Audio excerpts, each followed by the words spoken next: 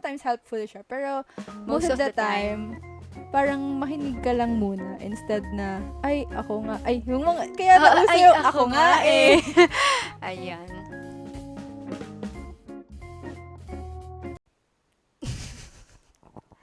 Hi, I'm Anne. Oh, is this the intro now? My name is Hans. And this is the 5th episode of Cozy Nights. The podcast. So, a night to chill, relax, and... Yep. Okay. So, ngayong gabi, ang pag-uusapan naman natin ngayon ay someone you can rely on. So, do you have someone you can rely on?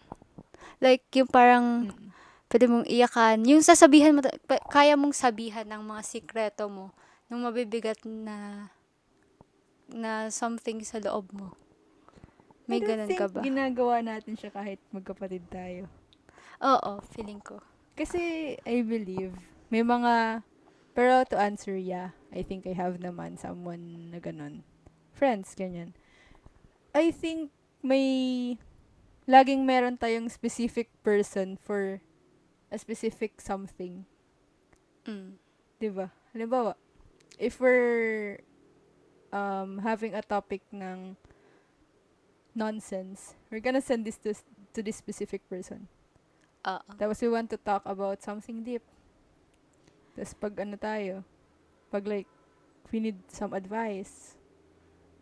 Yeah. Iba-ibang tao, kada iba-ibang...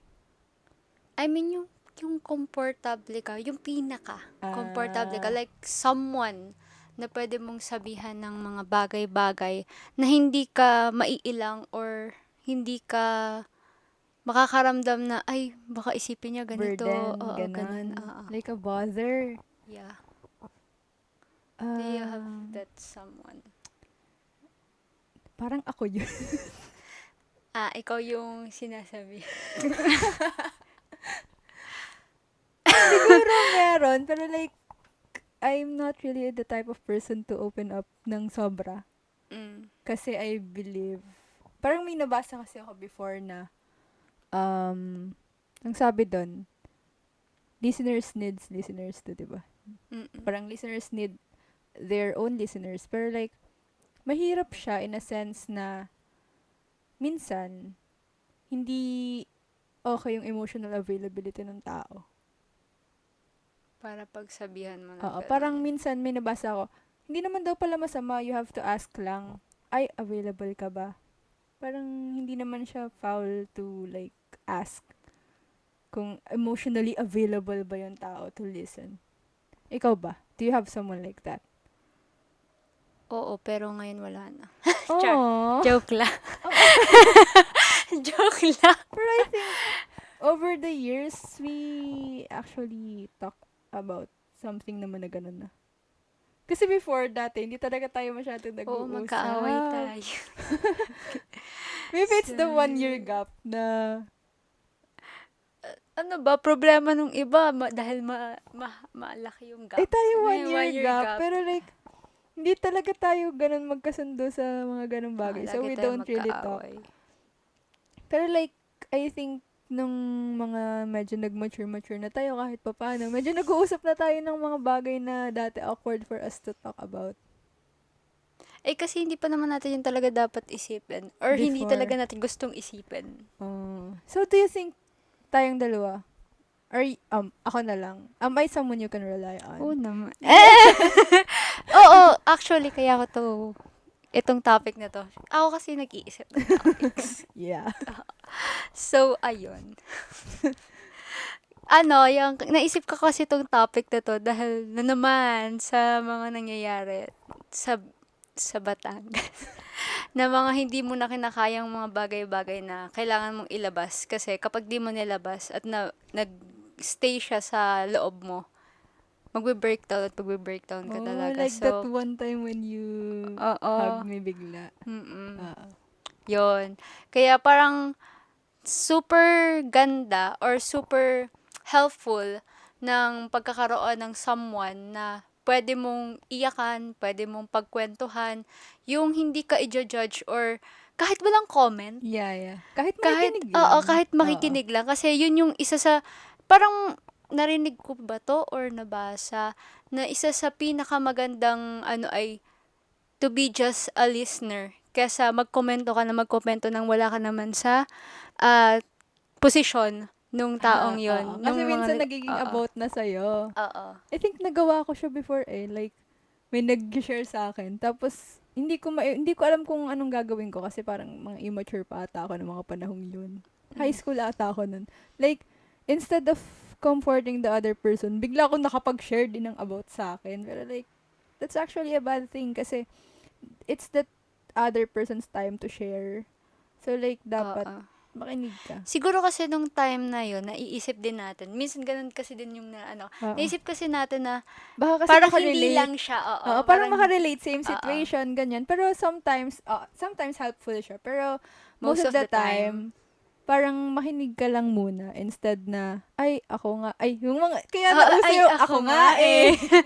Ayan.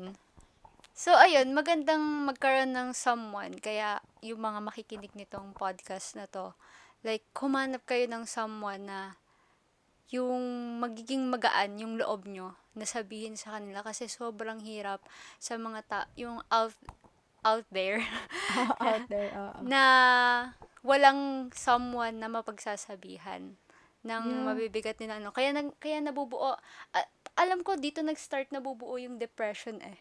Yung Kasi wala kang anxiety, oo. kausap. Pero I think other people have the anxiety naman kapag nag-share sila.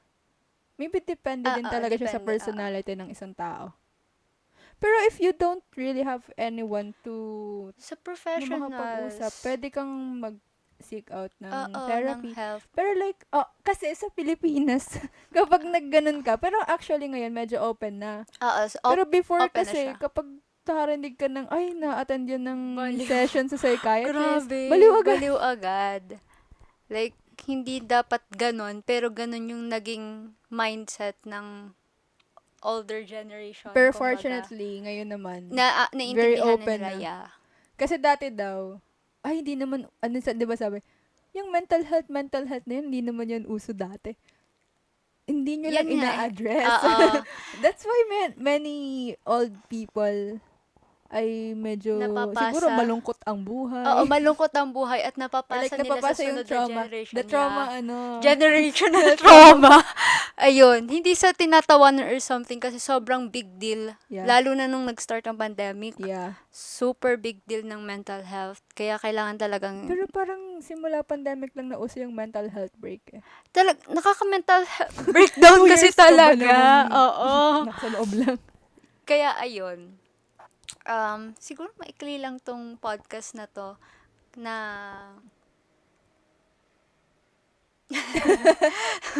na kailangan mo lang talaga ng someone or kaya namin to na-share kasi yun nga parang mahirap talaga sa isang tao or sa buhay na wala kang someone na mapagsasabihan ng mga problema mo. And kailangan mo talaga yon. Pero if walang-wala talaga and hindi ka makasik ng help, Pray. pray. Yeah. Yeah, Si ginawa God. ginawa ko yung dati like parang sobrang ang dami kong iniisip or whatever. Tapos like niluhod ko lahat. Grabe. Umiyak Yeah. ata ako nun sa prayer ko. Tapos like after nun, ay, ang luwag Magaan niya. na siya. Magaan siya. Oo. Kasi minsan True. talaga you have to just voice it out na like kailangan mo lang talaga siyang mabanggit kahit nga sa sarili mo lang sabihin eh. Oo. Kasi Diba? kahit sa isip mo sabihin or ibulong mo lang, makikinig siya. Yeah. Kaya parang kahit wala kang tiwala sa sarili mo, magtiwala ka na lang sa kanya. Oo. Kasi 'di ba sabi sa Proverbs 3:5, Yes. trust in the Lord with all thine heart and Parang lean not unto thine own you just really have to understanding. address kung ano yung problem. Oo, kasi siya yung magbibigay ng solution. Yeah. Kailangan mo lang talagang isik siya. Ganon. Yeah. Kaya kung walang-wala talaga, I mean, hindi siya yung last option. Siya yung first actually. Oo, siya yung first option na pwede mong isik kung wala ka talagang, lalo na yung may mga trust issue dyan. Alam mo, madami na ngayon kasing tao Pero na may madami trust naman kasi issue. talagang nakaka-trigger ng mga trust issues eh. Yeah, Kaya, oo. understandable. Ayun, so, ayun, first option siya. And of course, second na lang yung someone na kahit isa lang na mapagsasabihan mo ng ano. Kasi minsan kasi yung isang yun, kapag hindi siya ready or hindi siya um, emotionally or mentally ready Prepared to to listen, ayun, ay syempre hindi mo naman siya pwedeng hatakin, makinig ka Kaya, sa kaya it's akin. important to ask din. Oo. Kasi parang naging practice namin siya nung iba kong mga kaibigan na, ay, kasi may nabasa nga kami na okay lang palang hindi ka laging ready makinig. Kasi may times din na ikaw naman yung Kasi tao ka. hindi mo kayang makinig. Kasi ubus ka rin. Oo. 'Di ba? Drained Parang, ka rin. yeah, parang, dati kasi akala ko dapat, ay, lagi ako makikinig as a people pleaser. Pero like, hindi Oo pala nga, no? ganon. Hindi pala ganon. Dapat pala, Dapat prepared mentally prepared and emotionally ka rin. tapos like, kapag ganun ka naman sa ibang tao, kung ikaw naman yung mag-reach out sa ibang tao, parang it's Magtanong ka more rin. respectful to like ask if, hi, okay lang bang mag-share ng ganyan? Pero not that way naman. Pero like, kung Kung anong paano dynamics yung, niyo, oo, kung paano pero yung like, it's relationship. important to ask instead na mag-dump ka na lang bigla. Mm-mm. Unless ganun talaga Oo. yung ano nyo. Yung diba? biglaan, gano'n, Oo. sa mga biglaan. Pero it's okay lang din to say, halimbawa, ikaw naman yung nandun sa sa receiving end nung mga rants na lang Mm-mm. siguro. Ikaw yung nasa receiving end. I think it's okay lang din to say na, ay hindi ko pa siya kayang parang andito ako para makinig, pero like, hindi ako, parang okay lang din sabihin na hindi ka rin okay para like maging listener. Kasi minsan kapag ikaw naman yung baka kasi isipin, ay, hindi ka naman nakikinig sa akin, blah, blah, blah, blah. Oo, Pero may hindi ka ganun. lang talaga okay din. Oo. Diba? Ubus ka lang din.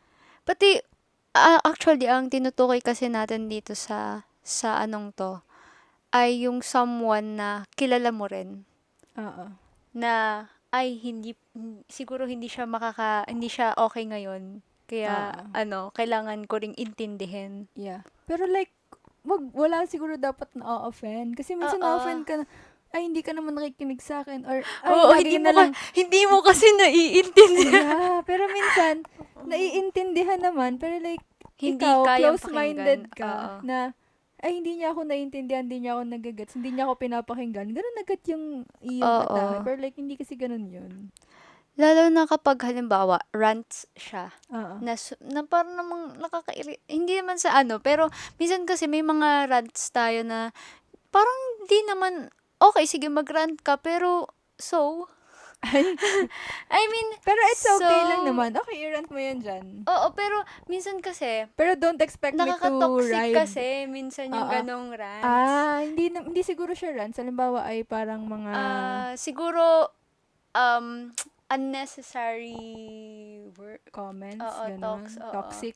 Oo. Pag toxic talk, hindi siya siguro rant. Kasi yung Rant ibang ba rant, yun? ano yun baka toxic, Kapag talk, rant, reklamo, ganyan na kapag toxic. rant ay, di ba reklamo ang rant? Yeah. Baka Siguro kasi doon sa side na yun, baka sa kasi yung- toxic baka rant. kasi Pero yun doon yung sa good tinutukoy rant mo. naman na para ilabas niya yung Oo. nararamdaman niya. Okay. Pero like sa toxic rants, hindi naman kailangan lagi makisabay ka. Pwede mo rin namang Oo. i-call out na, ay, parang nagpapasobra ka na, ganyan. Oo. Kasi that's actually helpful din naman to the other person na sabihin. Kasi parang may, halimbawa, akong sabihan ng ganun, nagra-rant pala ako, tapos hindi ko na pala napapansin, napapasobra na pala ako sa pagrereklamo. Parang, I'd actually appreciate kapag sinabihan ako ng, ay, napapansin ko, ka na, parang napapasobra ka na sa pagrereklamo, Kasi ganyan. parang may mga bagay, nakakasira na yun sa character or sa behavior mo eh. para kasi, Nasasanay ka ng magreklamo maging na ganun. magreklamo. Oo, yeah. Pero may mga tao naman kasi na, like, magrereklamo lang sila, pero, Gagawin pa rin. Ayun lang naman. So, ayun. Tapos na ba tayo? Oo. Wala na akong So, masasabi. okay, yeah. This is Cozy Nights, the podcast. Bye!